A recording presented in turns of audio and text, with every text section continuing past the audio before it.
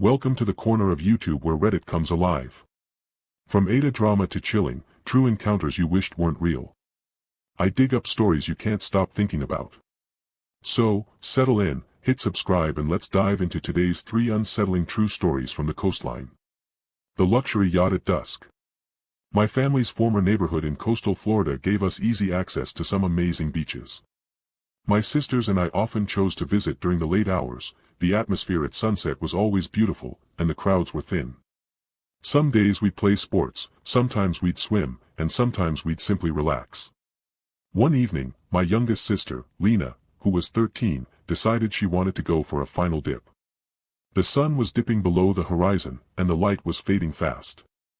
As the oldest sibling and the unofficial supervisor, I gave her a 10-minute deadline. She sprinted toward the waves. I watched her for a minute before my other sister, Maya, 16, asked if I wanted to play volleyball. We found a net and a deflated ball and started a quick match. When I glanced back toward the water, Lena was nowhere in sight. I searched the immediate area where she'd been swimming, but the growing darkness made the water an impenetrable sheet. Panic spiked. I yelled her name, then ran, crashing into the cooling waves. I swam past the point where I could touch bottom, searching frantically.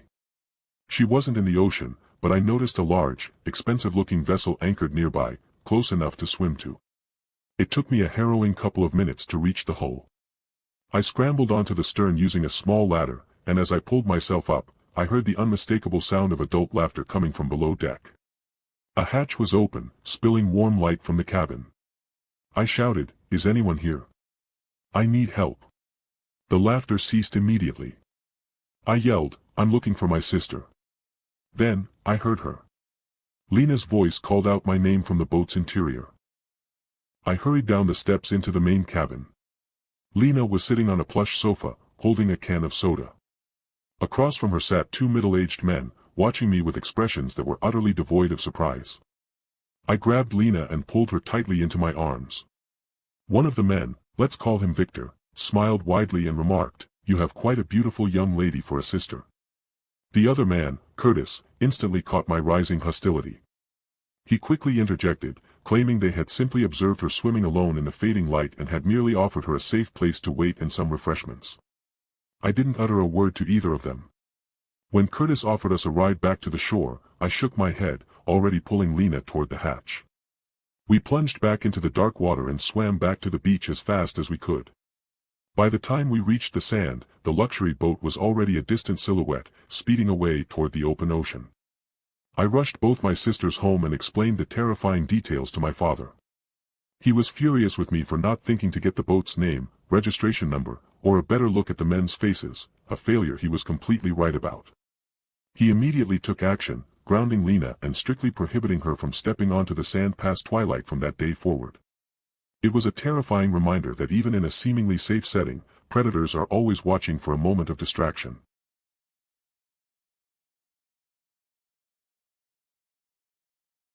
The night the beach stalker wasn't a person. During my final year of high school, aged 17, my focus, like my friends, was entirely on getting dates. There was this one girl, Carla, in my physics class who was stunning. Some guys called her Crazy Cara because she was reportedly intense, but I was determined to find out for myself. My best friend, Leo, managed to pull off a small miracle. He convinced Carla's close friend, Chloe, to join us for a Friday night hangout at a secluded beach. Crucially, Carla agreed to come too. This was it, my big shot. Leo pulled up to my place around 10 p.m. I jumped in the passenger seat. Our strategy was simple: get to the beach, and somehow engineer a situation where Leo was alone with Chloe and I was alone with Carla.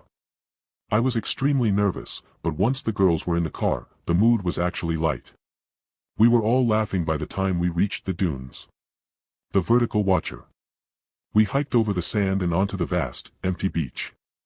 It was completely deserted. Within minutes, Leo smoothly executed the plan, guiding Chloe away into the darkness surrounding the jeep. Carla and I walked toward the tide line, getting our shoes wet, before settling down in the sand to talk. The atmosphere was perfect until Carla suddenly pointed out toward the black ocean. "Did you see that?" she whispered. I looked where she indicated but saw nothing. I teased her, but curiosity made me walk closer to the water. My feet hit the cold surf, and then I saw it, a long, thin, vertical shape standing unnaturally still in the frigid water. As I watched, the object shifted slightly. I jumped back onto the dry sand, running to Carla. "It's a person," I told her quietly. It was utterly bizarre. Why would someone be standing motionless in the freezing water at this hour? We instantly felt watched. Carla was unnerved, so we walked further down the beach, seeking total privacy. We sat down, with only the sound of the surf and our voices to break the silence. Then Carla whispered again, "Do you hear that?" I caught a subtle, small splashing sound, but it stopped almost immediately. We looked out, and Carla gasped. The figure was closer now. I felt a surge of false courage and nearly went out to tell them to leave, but Carla begged me to go. I secretly agreed with her. The texts and the creature. We hurried back toward the car, but Leo and Chloe weren't there. My phone suddenly exploded with vibration. I hadn't realized I'd lost reception near the water. The texts were all from Leo, sent in a panic. "Dude, some creepy guy is in the water watching us. Yo, some weird, deformed-looking guy is stalking us. Get to the car now." His messages escalated rapidly. He mentioned being followed by something, not someone. His final text stated he was coming to find us and urged us to hurry. He had also tried calling 3 times. I immediately called him back. He answered instantly, gasping for air. All he managed was, "Are you at the Jeep?" I said yes, and he snapped, "Good, stay there," before hanging up. Less than 30 seconds later, Leo and Chloe burst out of the shadows. Breathing hard, he insisted some deformed, shambling creature, on 2 legs had been shadowing them in the dunes. I told him about the tall person we saw in the water. He asked me to describe it. I said it was a tall, lanky human figure. Leo vehemently disagreed, claiming he got a better look. It was a grotesque, humanoid thing. As we were nervously laughing at the absurdity of his description, a sound tore through the night, a terrifying, half-human, half-animal scream that made all 4 of us physically jump. We scrambled into the Jeep. The entire event lasted maybe 30 minutes. Although I still believe I saw a person in the water, that sound, that unholy, demonic scream, made me a partial believer in Leo's account. The image of some kind of deformed humanoid stalking them on the sand is the detail that still paralyzes me with fear.